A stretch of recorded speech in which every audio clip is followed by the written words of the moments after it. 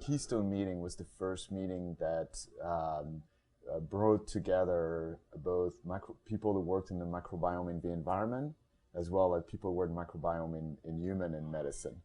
So that was really like, it was all about communities, microbial communities as driver of diversity and functional diversity. So that was really the aim of the meeting, which is really similar to the aim of microbiome, which is to bring both the community and environmental microbiologists that use microbiome, metagenomic tools. Most of the approaches that are used in human microbiome research actually got their start in environmental research. So way in advance. I mean, we're talking 15 years at least ahead of what had been done in the Human Microbiome Project for many of these approaches where you look at holistically look at entire microbial communities to identify all the players there and their particular functions.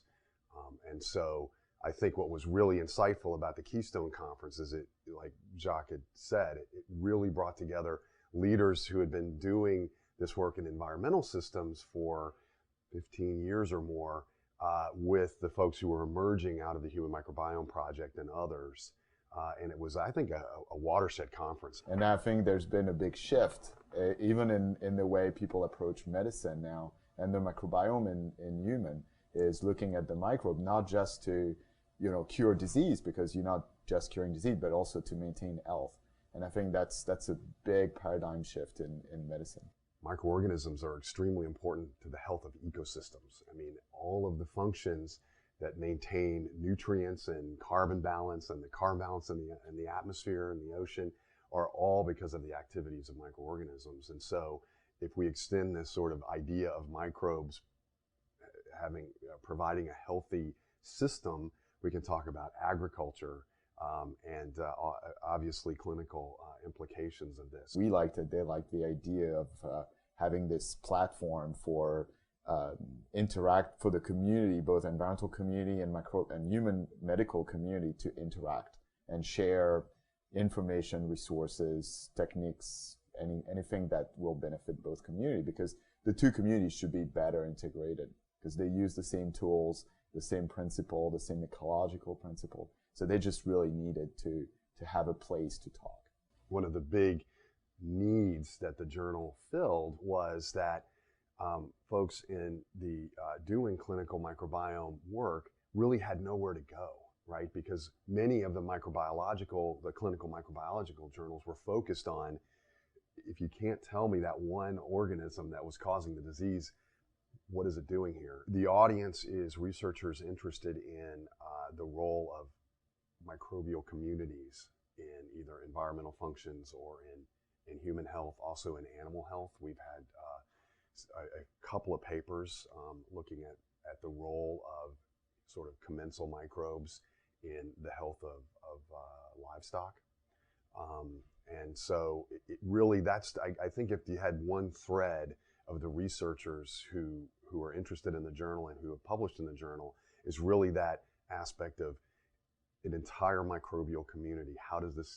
What is this community, its structure, as in who's there, how many of them, of each one are there, and what are they doing to impact the larger question of either health or function is really the audience. Number one, of course, the journal, because it's a policy, at BMC, the journal is open access, meaning that anybody can go and download the paper and read the paper without having to pay for it. There's no paywall like in many of the big name journal, meaning that the taxpayer is getting return on their money, really.